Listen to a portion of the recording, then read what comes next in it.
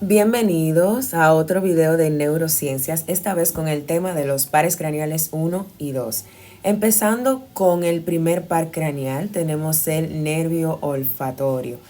Recuerden que este par craneal es el único amielínico que, aunque esté rodeado por las células de Schwann, recuerden que las células de Schwann pues van a producir mielina para el sistema nervioso periférico, incluyendo los pares craneales que son parte de ese sistema nervioso. Entonces las células de Schwann para el nervio olfatorio no van a producir mielina.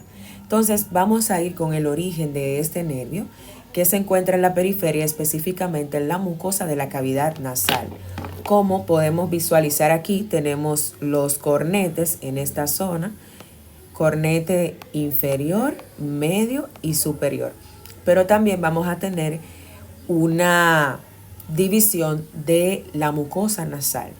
La parte del tercio superior pertenece a la mucosa olfatoria, pero la parte del tercio inferior pertenece a la mucosa respiratoria. Entonces, cada zona de la mucosa olfatoria va a tener células especializadas, bien, de acuerdo a la función que se vaya a realizar.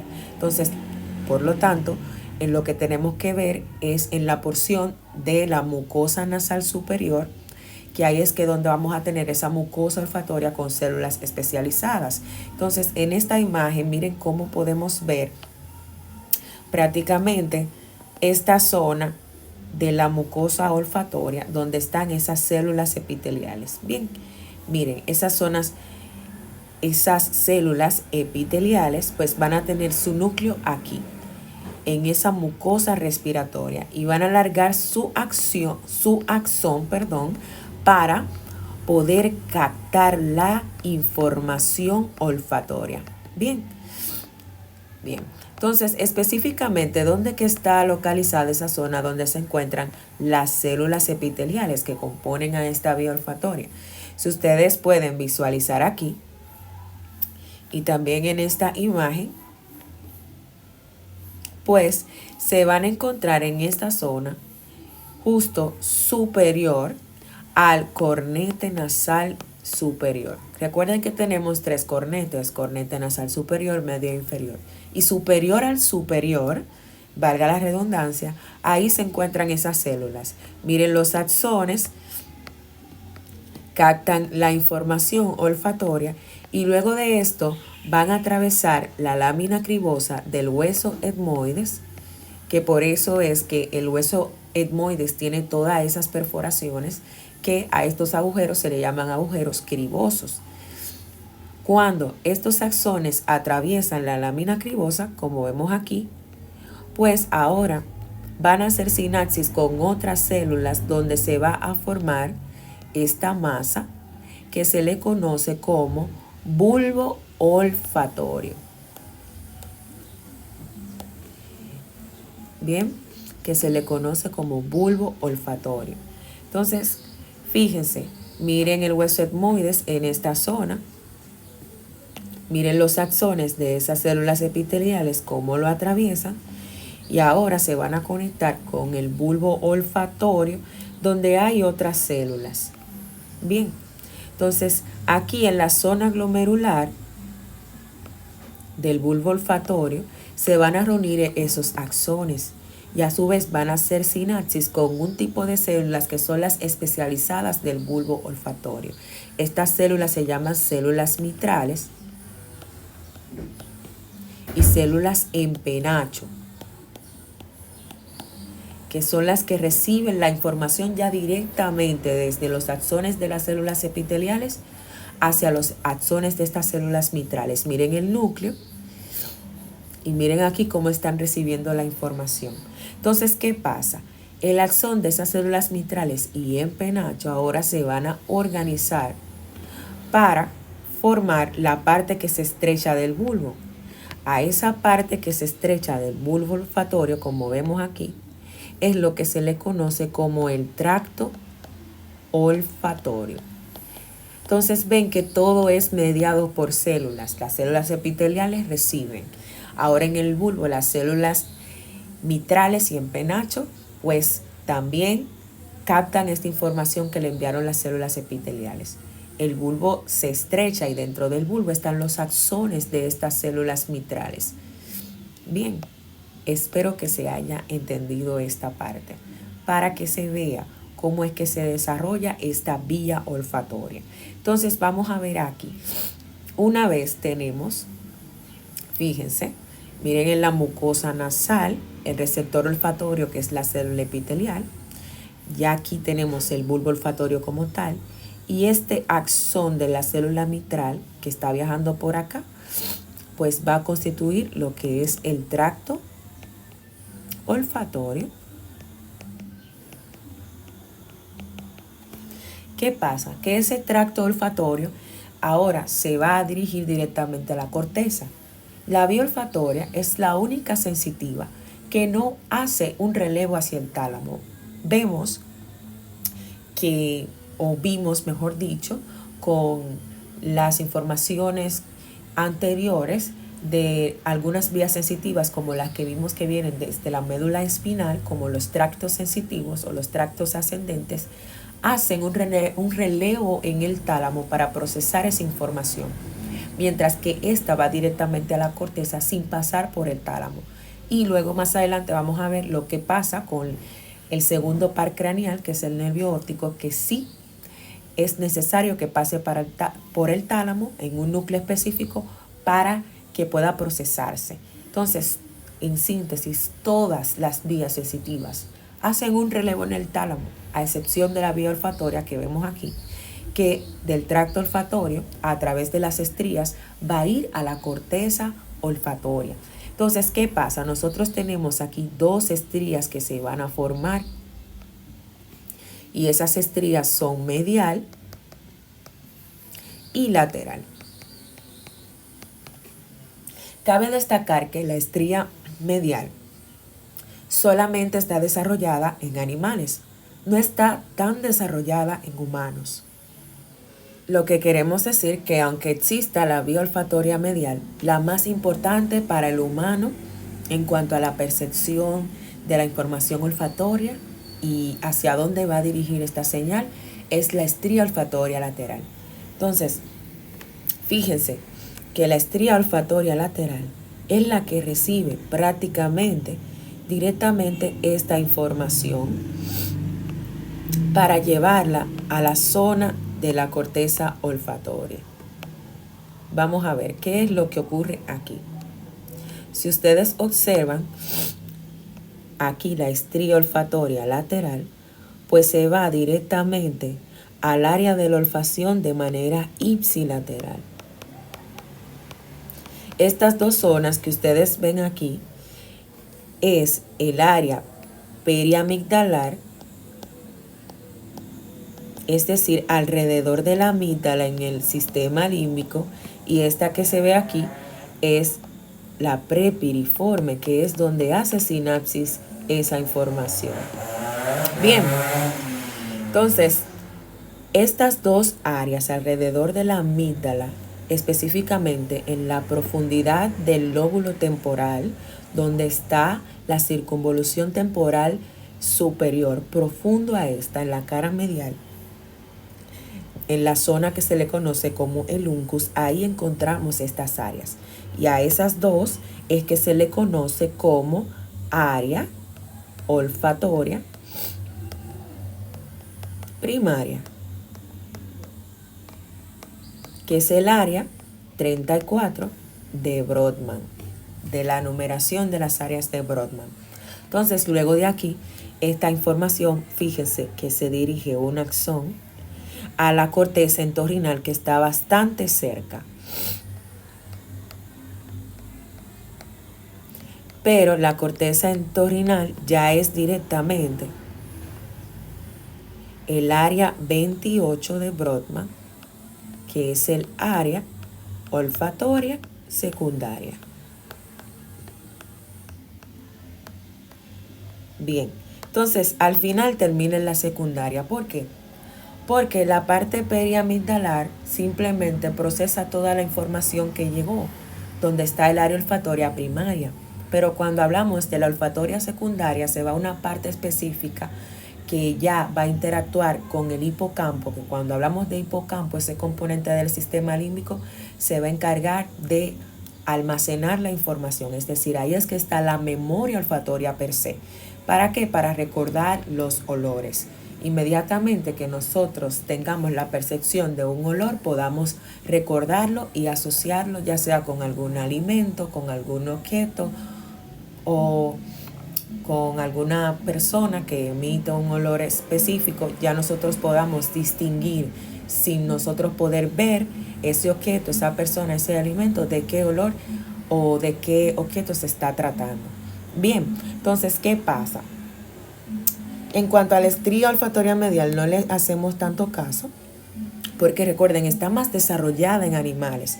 En humanos sabemos que está ahí, pero su función no es clave. Pero sí, nosotros tenemos que esta estría olfatoria medial se va también al área 34, pero fíjense que no se va al mismo lado, no se va ipsilateral, se va al área olfatoria primaria del lado contralateral. Es por eso que todas las lesiones de esta vía que hemos explicado, si se interrumpe de manera completa en todo este trayecto, pues vamos a tener anosmia. Pero esta anosmia se va a manifestar siempre ipsilateral, porque ya vemos que la principal estría que me llevó esta información a la corteza fue la estría olfatoria lateral, que se va de manera ipsilateral. Como la medial no está tan desarrollada, si se interrumpe, pues no voy a tener una pérdida como tal de la percepción olfatoria. Espero que se haya entendido esta parte. Entonces vamos a ver las lesiones directamente de este par craneal. Entonces, como habíamos dicho, la pérdida de la olfacción se le conoce como anosmia.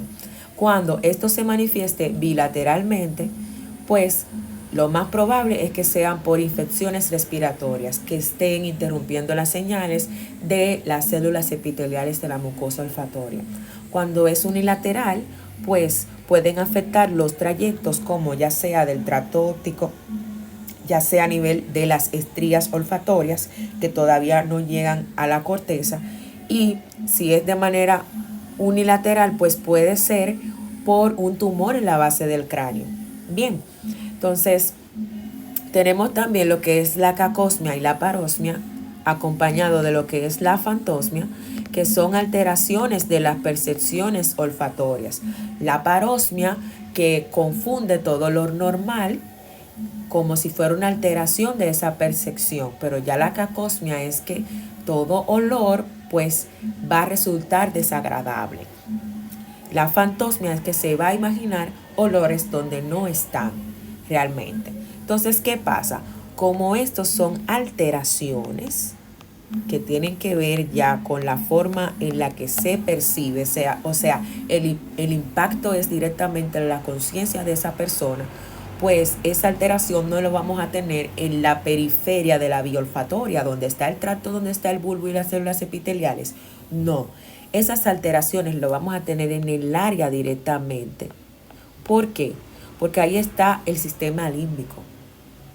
Bien, entonces, cuando ya me digan cacosmia, parosmia, fantosmia, en la parte de la vía olfatoria donde se puede encontrar la lesión, va a ser en el área olfatoria primaria o el área 28, porque ambas pertenecen al sistema límbico, pero la parte de el área 28, que es el área olfatoria secundaria, es la que donde está también implicada ya directamente la memoria olfatoria.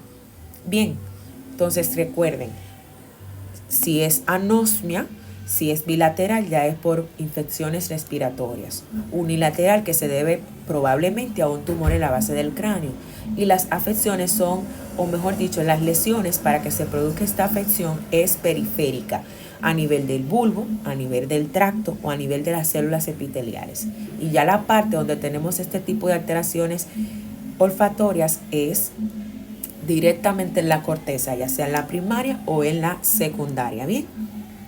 Entonces, cuando es un tumor en la base del cráneo, tenemos un síndrome, que es el síndrome de Foster Kennedy, para confirmarme este tumor. Y cuando la persona tiene esta triada, que es la anosmia ipsilateral que yo mencioné, defectos visuales ipsilaterales como, por ejemplo, la anoxia, y que esa anoxia esté en el mismo lado donde está la anosmia, pero con un papiledema contralateral, pues ya yo tengo aquí síndrome de Foster-Kennedy. Es lo más probable que ese paciente tenga un tumor en la base del cráneo, en la fosa craneal anterior donde están las vías olfatorias implicadas. Entonces, ¿por qué el papiledema contralateral? Fíjense que esto que estamos observando aquí es un fondo de ojo, pero este fondo de ojo que observamos acá es un fondo de ojo normal. Miren la papila del nervio óptico, cómo se ilumina, significa que está en su estado normal. Miren aquí la mácula, donde está la depresión central, que es la fobia, y miren aquí los vasos retinianos. Eso es lo que podemos observar en el fondo de ojo. Entonces, fíjense que esta papila del nervio óptico, que también se le conoce como disco óptico, en aumentos de la presión intracraneal, pues aumenta de tamaño. Y eso significa que está edematizada. ¿Y cómo se le llama a esta parte? Papiledema. Entonces, ¿por qué el papiledema se manifiesta contralateral? Imagínense que aquí yo tengo tanto la vía visual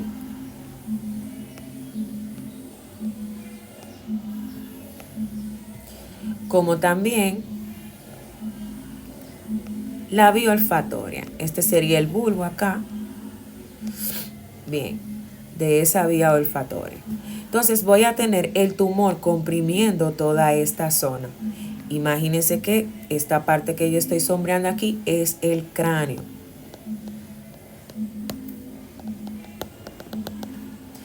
Bien, entonces cuando ese tumor está en esa zona de la fosa craneal anterior, me va a comprimir el nervio olfatorio o la vía olfatoria, pero también la vía visual de ese lado, generándome la anosmia ipsilateral,